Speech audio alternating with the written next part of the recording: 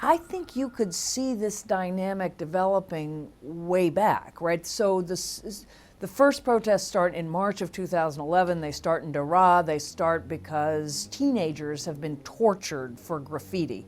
And at that point, people are marching across the Middle East and North Africa. The Syrians join. They march for 9 months, more or less, without firing back, right? So they're getting killed in the streets. The regime is getting more and more violent against them. And they're still really marching for a democratic, pluralist Syria. I mean, not in their own terms, but it is a political opposition. You could see the government wanting to radicalize the opposition, and as early as February of 2012, so less than a year after this started, I called for arming the moderate opposition. I said, what we need, first of all, is to just end the killing. And to that end, we need no-kill zones, meaning rather than safe zones for the opposition, I thought we should help both the regional countries and the United States create zones in which everybody in the zone has to commit that they're not going to kill each other, and we will help provide weapons to defend the zone as a whole. Far-fetched in some sense, in the sense that at that point, what do you mean no-kill zones? All we know how to do is safe zones. But it was really clear that either you bolstered the moderate opposition or things were just going to go from bad to worse. And I would say a year later, we're still looking at how to support the moderate opposition, but things have gotten infinitely worse, and the country is coming apart. You've got over 100,000 people killed, millions of refugees, and it's not clear there's any end in sight. Both Secretary Clinton and David Petraeus wanted to arm the moderate opposition much more substantially over the summer. But the election campaign was on. The president did not want to be getting involved in another Middle Eastern conflict, and everyone was more or less waiting for after the election to put those policies in place. Then in November, Secretary Clinton was leaving office and also was ill at the end, and General Petraeus was no longer there, and so things came apart. It's not easy. I don't want to give the impression that you just follow my recommendations or anybody else's and you solve it. I think those of us who've been calling for much more active intervention early have basically had the view that this is not going to get better on its own. It's going to get worse and worse, and when we do intervene, it's going to be harder and harder. So let's act as early as we can. At this point then chemical weapons are involved and it became more complex. But I think there are a lot of people who've seen the possible destruction of Syria, the disintegration of Syria, and the spilling of that conflict into Turkey, Iraq, Lebanon, Jordan, really the destabilization of large parts of the Middle East. The way we intervened in Bosnia, the way we intervened in Kosovo, the way we intervened in Libya, in all those cases, I think we got a better outcome with more room for more parties than we would have gotten had we just let the war continue. Because had we let the war continue, either the dictator would have won and wiped out everyone, or you would have had a much bloodier and longer war where the ultimate victors would have wiped out everybody they'd fought against. So being able to intervene where it's still possible to create some kind of political process, as we did do then in Serbia, in Kosovo, even Libya today. Libya is not a stable country, but I don't think Libya was ever going to be a stable country once Gaddafi fell. And I think the chances that Libya will come through this without prolonged civil war are much higher because we intervened rather than not. The Obama administration has not yet acted without Security Council approval, right? They have gone to the Security Council every single time. On Syria with chemical weapons, they said, we will do it without Security Council approval. They haven't done it. And instead, interestingly, the president turned to Congress, which I'm sure the other countries in the world do not see Congress as the equivalent of the Security Council, but it's notable that the president said, I need more than my own say-so. I have the power to do this, but I'm going to Congress. This administration, I think, would act if al-Assad reneges on any deal about chemical weapons. I think they are prepared to act without the Security Council, but only with a coalition of other countries and only under extreme circumstances. They really do believe, as I generally believe, we want to lead through other institutions. We do not, we risk not only our own security, but global insecurity if we ignore the United Nations and other institutions.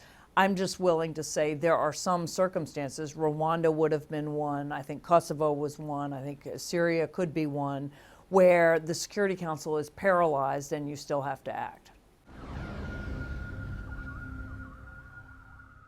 It was illegal but legitimate. That's what Richard Goldstone's commission, which was commissioned by the United Nations afterwards, looked at it and said, look, it is not legal. It happened without Security Council approval, but it was legitimate. And as an international lawyer, international law evolves in part because things that were illegal gradually become legitimate, or things that used to be legitimate, like we used to wage war in all sorts of ways, gradually become illegal. So I'm comfortable with that, but I don't think it's it's not a precedent you want to follow often.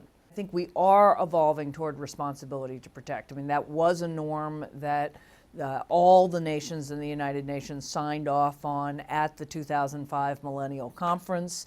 It was invoked in the Libya case. It's been invoked in a couple of other cases. It was signed off on by a panel of distinguished lawyers and others from around the world. I think we are in 20 years. The idea that a government cannot commit crimes against humanity or genocide or war crimes against its own people with impunity will seem as normal as the basic idea of human rights does today, when 50, 60 years ago, if you'd said a government has a responsibility to uphold the rights of its citizens, you'd have said that's not international law.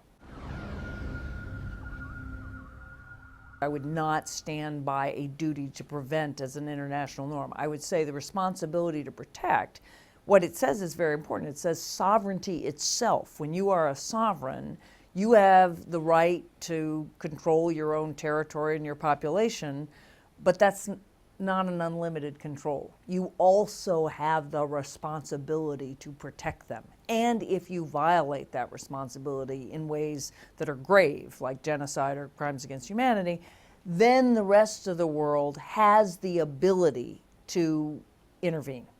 Doesn't have the duty, but it has the ability to actually intervene. We're certainly not an empire. Not at this point.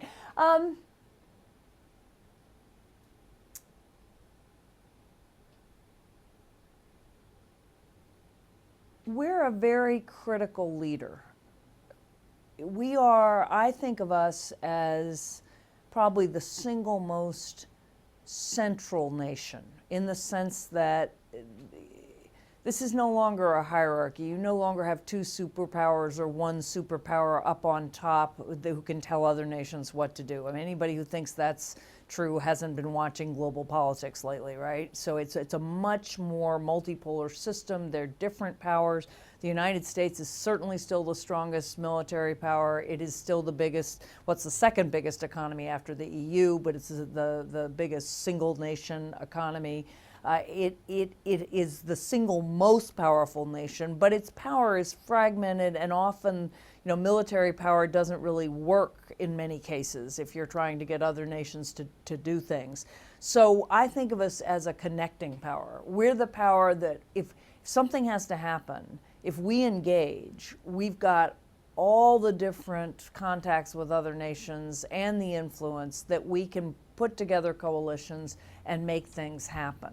But we can only do that if we've got a really good case and if we're really willing to invest in an awful lot of diplomacy and public argumentation to make things happen. And I think you see very clearly on a situation where Assad uses chemical weapons. Most countries in the world agree that he used chemical weapons, which is clearly violating international law and is absolutely hideous and horrifically dangerous, particularly in the Middle East and North Africa. And yet the majority of the world's nations are very uncomfortable about using force in response. In that context, the United States cannot order people to do anything. The best it can do is to create a coalition that will actually act, and even then, it has to go back to the United Nations and get legitimacy.